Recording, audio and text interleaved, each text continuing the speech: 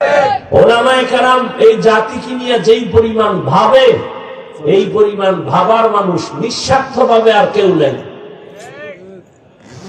সরকারি চাকরি করে, কেউ বেসরকারি চাকরি করে। ডিউটি কত ঘন্টা জানা থাকলে জবাব দেন। কয়টা থেকে কয়টা বলেন? 8টা থেকে 5টা। 8টা থেকে 5টা। আচ্ছা, আমার কথা খুব খেয়াল করেন। 8টা থেকে 5টা ডিউটি করে বেতন কত জানো না? স্বাভাবিক 20,000। 20,000। ইমাম সাহেব আলেম, মসজিদে 24 ঘন্টার জন্য তিনি দায়িত্ব পালন করেন। এক ওয়াক্ত নামাজে না গেলে থার্ড ক্লাসের রিক্সা ড্রাইভার পর্যন্ত রিমান্ডের জিজ্ঞাসাবাদ শুরু করে, গেছিলেন কই? ইমাম সাহেব বলে, কে আপনি? কয়, আমি রিক্সাওয়ালা। কয়, তোমার পাওয়ার এত কেন? কয়, 5 টাকা মাসে বেতন দেই। ইমাম সাহেব 24 ঘন্টা ডিউটি করে বেতন কত? 6 মাস বাকি। সভাপতি কত দেয়? কয় 100। সেক্রেটারি কত? কয় 50। মাস মাস ক্লিয়ার। কয় 7 মাস বাকি। কথা ঠিক? শিয়ালের হাতে মুরগি দিয়ে কয় 3 দিন আমানত। শিয়াল পণ্ডিত কয়, দোয়া হোসাই মাফ হোসাই। 3 দিন কেন? 1 দিনও না। জিন্দা কেন? মরাও পাইবান। শিয়ালের হাতে মুরগি দিলে যা হবে, ধর্মের চাবি সুৎখোরের হাতে দিলে তাই হবে। আল্লাহ হেদায়েত দান করুন। দিল খুলে আমিন বলবেন। আল্লাহ হেদায়েত দান করুন। তাহলে ওলামায়ে কেরামের ইজ্জত বাড়লে উম্মতের ক্ষতি না লাভ? আল্লাহর কাছে আবার দোয়া করি, ওলামায়ে কেরামের ইজ্জত আল্লাহ বাড়ায় দেন। যারা ওলামায়ে কেরামের বিরুদ্ধে ফেসবুকে লেখে, বিভিন্ন ভাবে ষড়যন্ত্র করে, আল্লাহ ওদের হেদায়েত দান করেন। আমি আপনাদের দোয়া নিতে আসি। সবাই যদিও দোয়া করবে না, তবে যারা দোয়া করনেওয়ালা, এদের দোয়া আমার দরকার। দোয়া এমন একটা পুঁজি, বান্দা নিজ প্রচেষ্টায় যতটুকু অগ্রসর হতে না পারে, দোয়া এসে সীমাহীন জায়গা অতিক্রম করে ফেলে। দোয়া বড় দামি একটা সম্পদ। দোয়া নিয়েন। প্রত্যেকটা মানুষের জীবনে দোয়ার ফ্যাক্টরি আছে 3 জায়গা। প্রথম ফ্যাক্টরি মা বাবা, দ্বিতীয় ফ্যাক্টরি আমার শিক্ষক, তৃতীয় ফ্যাক্টরি আমার উলামায়ে কেরাম মুরব্বীরা। এই 3 লাইনের দোয়া যেমন অনেক সফল, ঠিক এই 3 লাইনের দোয়াটাও এমন আগুন। আল্লাহ আমাদের বুঝার তৌফিক দান করেন। এবার আমি আলোচনায় ঢুকবো। আপনাদের দোয়া থাকলে, ধৈর্য থাকলে চলবে। উঠা বসা করলে মোনাজাত হয়ে যাবে। হাত দুইটা শুধু উপরে উঠাবো আর বলবো আলহামদুলিল্লাহি রাব্বিল আলামিন। আর 1 বছরের মধ্যে আর এই আমিন আর শেষ হবে না, শেষ। অতএব নিজের কপালও পুড়বেন না, অন্যেরও ক্ষতি করার অপচেষ্টা করবেন না। ভালো না লাগলে দাঁড়ায় বলবেন, মোনাজাত দিয়ে দেই।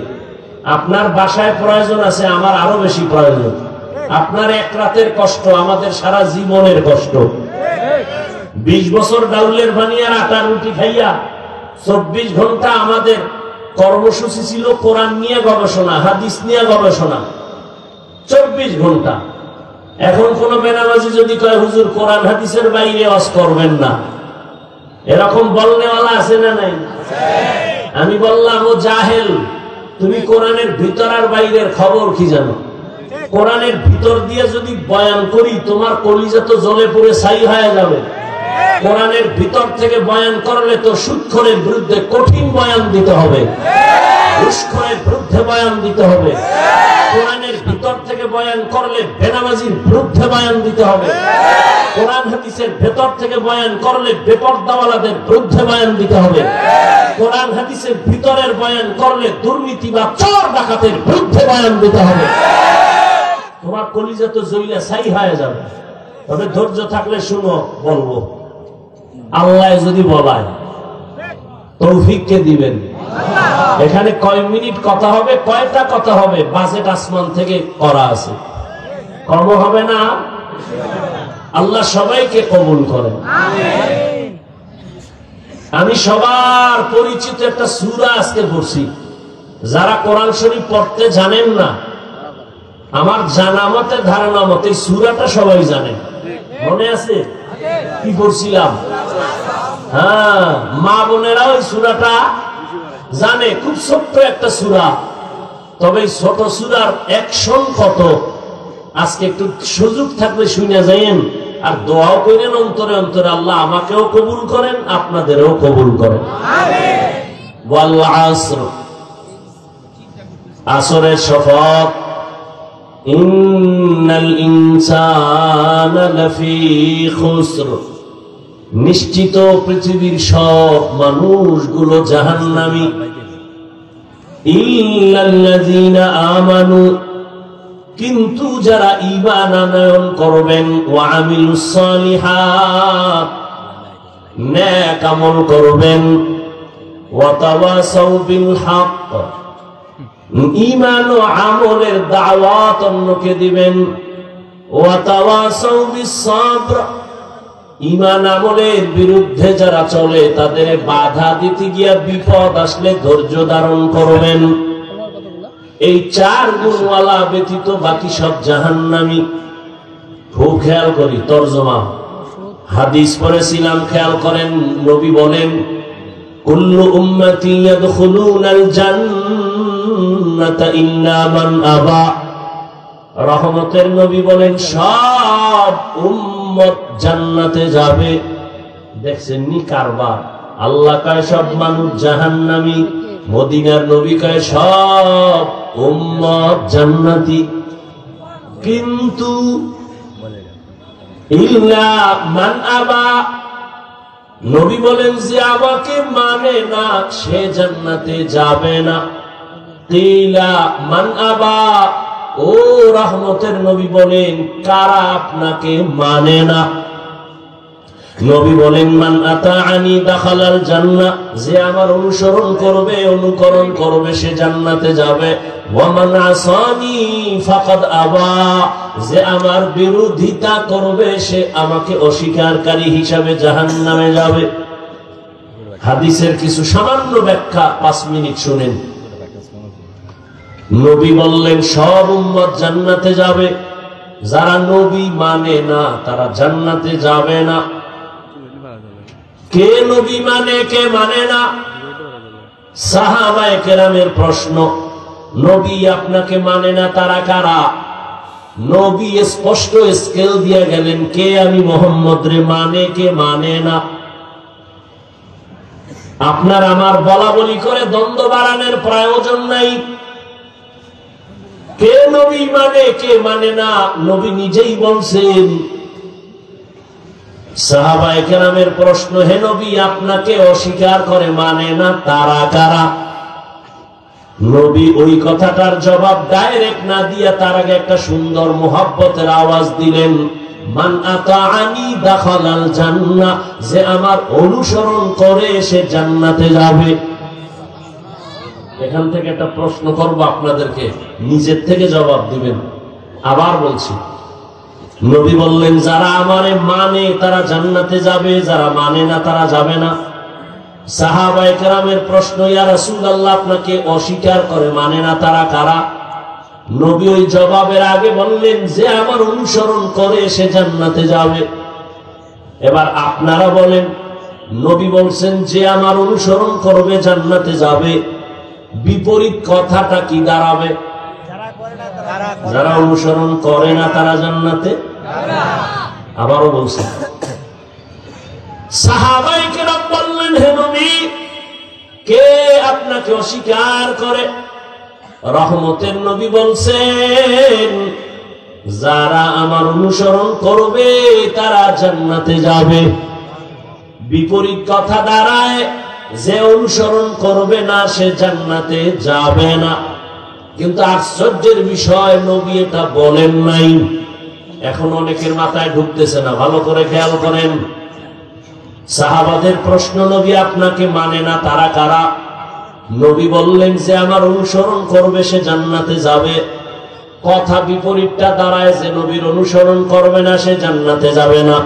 নবী এই কথা বলেন নাই যে আমার অনুসরণ করবে না সে জান্নাতে যাবে না। তো নবী কি বলছেন? নবী বলেন যে আমার বিরোধিতা করবে সে আমাকে মানে না হিসাবে জাহান্নামে যাবে। এখান থেকে কি বুঝলাম? চিকন কথা বুঝলাম। কি? নবীরে যারা মানে না তারা দুই দল। কয় দল? এক দল আগ্রহী আর এক দল বিদ্রোহী, এক দল দরদি আর এক দল বিরোধী। যেমন আমি কথার কথা একজন যুবকের জিজ্ঞাসা করলাম, এই যুবক, রহমতের নবীর আদর্শে দাড়ি রাখো না কেন, নামাজ পড়ো না কেন? যুবক বলে, হাফিজ ভাই, নবীর আদর্শে নামাজ দরকার, আমি পারি না, দোয়া করেন, চেষ্টা করব। জবাব দেন, এই ছেলেটার কথার দ্বারা কি বুঝলেন? বিদ্রোহী না আগ্রহী? দরদি না বিরোধী? দরদি। ঠিক তেমনি ভাবে প্রশ্ন বামের এক যুবকরে করলাম, এই যুবক, নবীর আদর্শের দাড়ি টুপি, নামাজ পড়ো না কেন? আমার কথাটা শেষ না হতে বিদ্যুতের গতিতে জবাব দিল, দাড়ি না রাখলে অসুবিধা কি? টুপি না পড়লে অসুবিধা কি? নামাজ না পড়লে অসুবিধা কি? বলেন ছেলেটার কথায় কি বুঝলেন? আগ্রহী না বিদ্রোহী? রসুলের আদর্শের বেলায় বিদ্রোহীর আর এক নাম হলো বেঈমান। ভালো করে মনে রেখেন। তাহলে একজনে দাড়ি রাখে না, তাকে গালি দেওয়া যাবে না। আগে বুঝতে হবে লোকটা কি আগ্রহী না বিদ্রোহী। আগ্রহী হলে মুমিন, বিদ্রোহী হলে বেঈমান।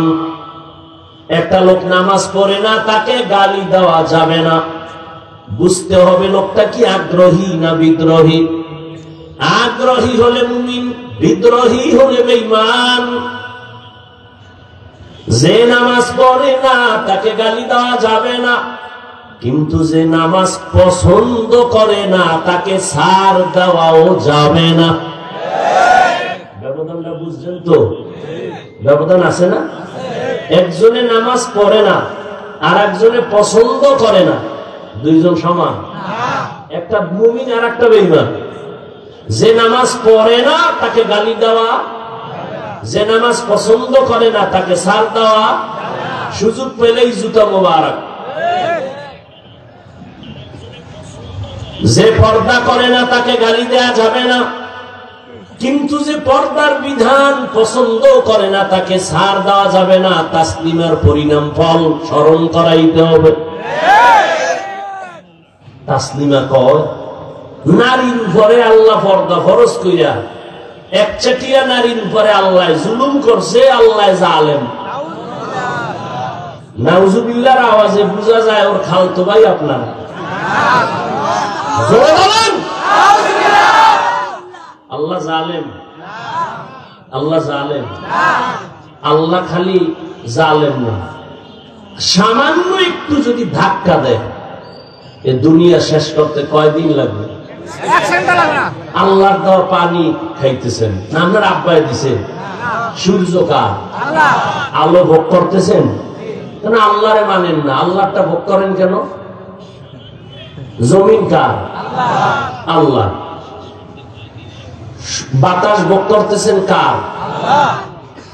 পানি ভোগ করতেছেন কার? জমিনের ফসল খাইতেছেন কার দেওয়া? আল্লাহর দেওয়া। নদীর মাছ খাইতেছেন কার দেওয়া? আল্লাহর দেওয়া। সব খাইয়া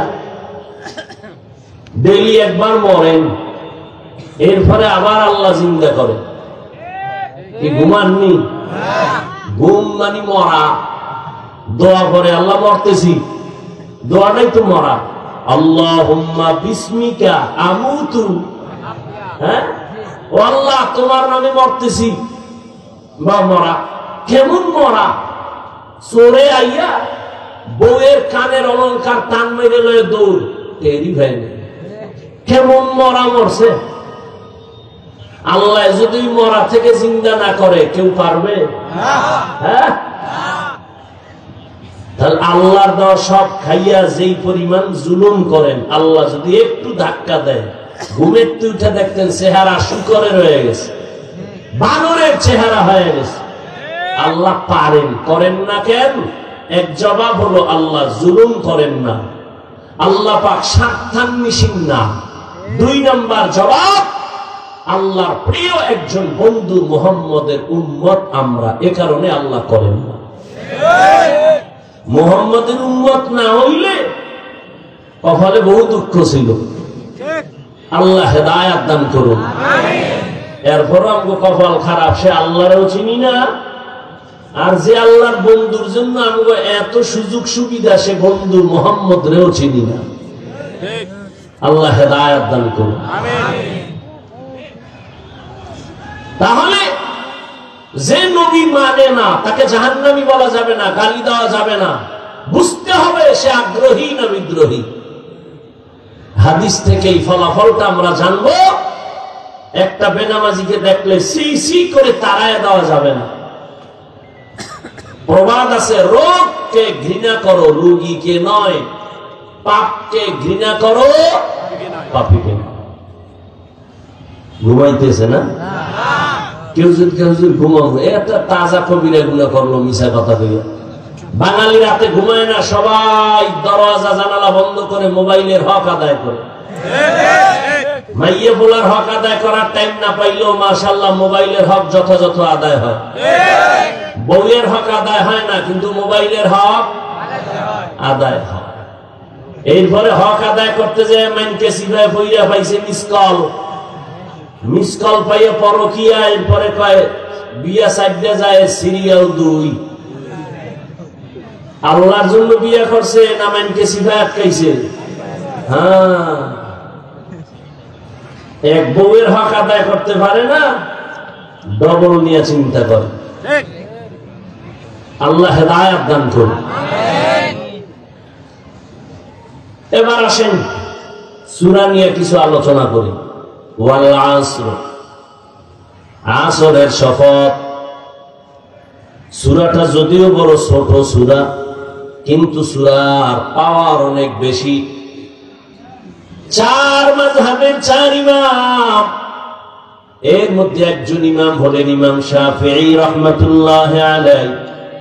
তিনি লিখছেন, আল্লাহ যদি কোরআনে হাকিমের মধ্যে 6666 আয়াত সবগুলো যদি অবতীর্ণ নাও করতেন, শুধু আল আসরে সূরাটা দিয়ে বলতেন দুনিয়ার মানুষ এই সূরার উপরে আমল করো, আর মানুষ যদি ওয়াল আসরে সূরাটা উপরে আমল করে জীবন চালাইতো, বিনা হিসাবে জান্নাতি হয়ে যাইতো। তাদের কুদরত দারি বার কামাল, আনতা রব্বি আনতা হাসবি যুল জালাল, তুহি কাদের জলিলুল্লাহ জাহাদাত, বহর হালে তুহি মেরা নেগাহদার। সূরাটার এমন পাওয়ার। সূরাটার শুরুতে আল্লাহ শপথ করলেন ওয়াল আসর, আসরের শপথ। আল্লাহ শুধু এখানে না, কোরআনের বিভিন্ন জায়গায় শপথ করেছেন, কসম করেছেন। একটু জবাব দেন, আল্লাহর কোরআন সত্য না মিথ্যা? কত পার্সেন্ট সত্য? পুরাটা না অর্ধেক? সবাই একমত? 100 বুঝি না আর 200 বুঝি না, কিয়ামত পর্যন্ত জমিনে আরো যত পার্সেন্ট বাড়বে, সবার থেকেই আমার আল্লাহর কোরআন সত্য। ই কালামে জিন্দা কুরআনে হাকীম, হিকমতে উলা ইয়াজালাস তো কদিম বখা কুরআ, কালামুল্লাহ বশনো কদিমাস্তি কদিমাস্তি নাইনো। আল্লাহ শপথ করলেন কোরআন সত্য। মিথ্যা প্রমাণ করার জন্য ১৫০০০ বছর পর্যন্ত অপচেষ্টা কম করে নাই বড় বড় পণ্ডিতেরা।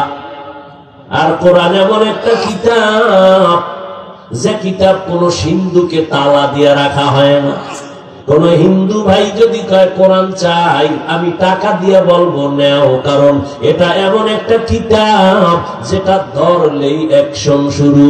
যে কিতাব খুইলা দেখবে অ্যাকশন, যে কিতাব তাকায় তাকায় দেখবে অ্যাকশন, যেই কিতাবটা পড়লেও অ্যাকশন, যেই কিতাবের আওয়াজ কানে শুনবে তাতেও অ্যাকশন। এমন একটা কিতাব যদি কারো ঘরের মধ্যে রাখো, ওই ঘর ফেরেশতারা পাহারা দিবে। এত সুন্দর কোরআন, ১৫০০ বছর হয়ে গেছে, একটা ভুল কি কেউ বের করতে পারছে? বরং বহু বিধর্মীরা আল্লাহর কোরআনের সামনে দাঁড়াইয়া ভুল স্বীকার করে কালেমা পড়েছে, কিন্তু কপাল বড় খারাপ, মুসলমানেরা এখনো সেই কোরআনের মর্ম বুঝলো না, কোরআনের মর্ম বুঝে নাই। ঘরের মধ্যে কোরআন আছে, 20 বছর 30 বছর হয়ে গেছে, এমনও কপাল পরা আছে একদিনও খুইলাও দেখলো না যে ভিতরটা কেমন। অথচ নবীর দুশমন আবু জাহাল সারা জীবন নবীর বিরোধিতা করত, কিন্তু রাতের আধারে গোপনে একা একা নবীর ঘরের কিনারায় দাঁড়ায় নবীর জবানের তেলাওয়াত শুনতো। কারণ এটা এমন সুন্দর কথা, জমিনে কত গান, কত কবিতা, কত কিছুই শুনলাম, আল্লাহর কোরআনের মতো মজার আওয়াজ আর একটাও নাই। আছে? একটা কবিতা বারবার বললে সবাই বিরক্ত হয়, কেউ এই কবিতা শুনতে চায় না, কিন্তু কোনদিন মসজিদের মুসল্লি বলে নাই হুজুর 15 বছর 20 বছর আলহামদু সূরাটাই তো শুনলাম, এবার ফালদাইয়া পড়েন। কেউ বলছে? বরং যার তেলাওয়াত আর কণ্ঠ যত সুন্দর, তার তেলাওয়াতে তত মজা। এই কোরআন সিনায় লাগাই ওরে যুবক, ওই কোরআনটা একটু বুকে লাগাও, খুইলা খুইলা তাকাও, দেখবা চোখের পাওয়ার বাড়তে থাকবে। এটা আমার মাওলার দেওয়া কালাম। আল্লাহ আরো কিছু কিতাব দিছিলেন, একটা কিতাব এখন সংরক্ষিত নাই, পুরাটা ভেজাল মুক্ত নাই, কিন্তু আমার আল্লাহর কালাম খোলা মেলা আছে, একটা ভুল কেউ ঢুকাইতে পারে নাই। বরং এই ভুল বের করতে যায় বহু মানুষের জীবনের ভুল ধরা পড়ে কালেমা পড়লো। ও পীরগঞ্জের মুসলমান, এখনো যদি কোনো বিচক্ষণ ব্যক্তি শিক্ষিত বলতে পারো বাবা কোরআনে একটা ভুল আছে, প্রমাণ দাও, আমি এখন দাড়ি কেটে ফেলবো, নামাজ রোজা বাদ দিব, কারণ আমাদের সব কথার মূল পুঁজি হলো কোরআন। আল্লাহ আছে, দলিল কি? কোরআন। কিয়ামত হবে, দলিল কি? জান্নাত আছে, দলিল কি? জাহান্নাম গুনাহগারের শাস্তির জায়গা, দলিল সেই কোরআনে যদি ভুল থাকে তো সব ভুল, আর কোরআন যদি ঠিক থাকে তো সব ঠিক। আল্লাহ বুঝার তৌফিক দান করুন। ভাইরা আমার, আল্লাহ তাআলার কোরআন তো সত্য। সারা দুনিয়ার মানুষ যদি আল্লাহর কোরআন না মানে মিথ্যা হয়ে যাবে। বলেন না কেন? সারা দুনিয়ার মানুষ যদি বলে কোরআন মেনে নিলাম, মানার কারণে কি সত্য হবে? দুনিয়ার মানুষ কোরআন মানো আর না মানো, আল্লাহর কোরআন নিজ জায়গায় সত্য, কোনো সন্দেহ নাই। এরে আল্লাহর গোলাম, ওই কোরআন তো সত্য, তাহলে কসম করার কি প্রয়োজন ছিল আমার আল্লাহর? আমরাও তো মাঝে মাঝে কসম করি। কেন আমরা কসম করি? সন্দেহ দূর করার জন্য। যেমন বললাম ভাই আমার কথাটা এমন কয় বিশ্বাস করি না, তখন বলি কসম।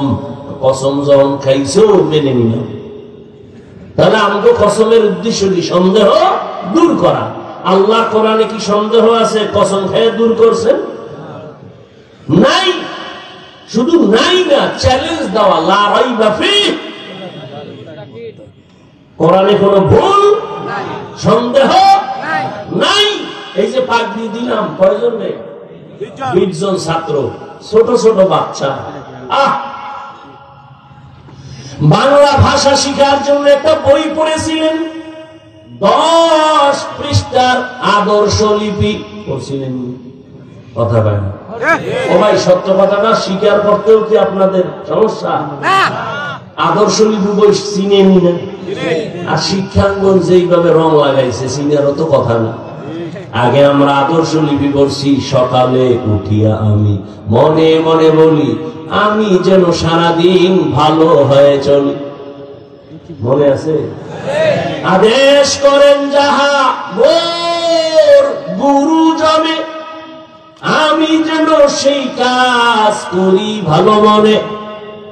আর এখন ডিজিটাল যুগের পড়া, ক্রিং ক্রিং টেলিফোন, হ্যালো হ্যালো হ্যালো, কে তুমি কাকে চাও বলো বলো বলো, আমি ম্যাও হ্যালো ক্যাট বিড়ালকে চাই, জরুরি খবর আছে ডেকে দাও তাই, হামটিমা টিম টিম তার খারা দুটো শিং, তারা মাঠে পারে ডিম।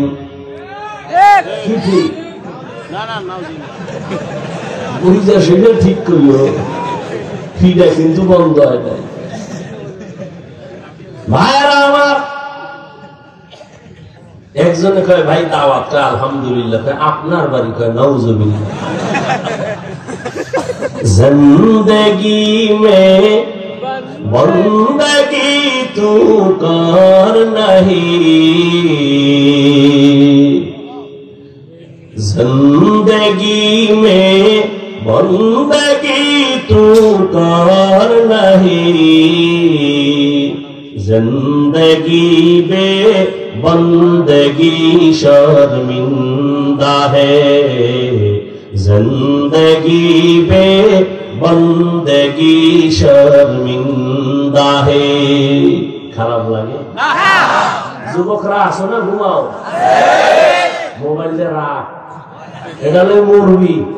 মরার আগে তুমি কাফনের ভিতরে ঢুকাইতে, কবরে যখন যাইবি না ফেরেশতা আইলে কবি আগে সেলফি পরে প্রশ্ন, মর, মোবাইল নিয়ে মর।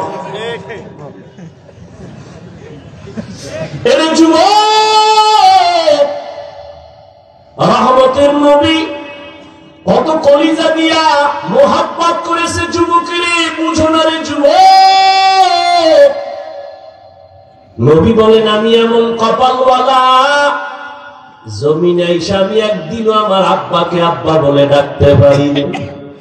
কেমন কপাল আমার, 6 বছরে আমি আমার মারেও হারাই ফেললাম।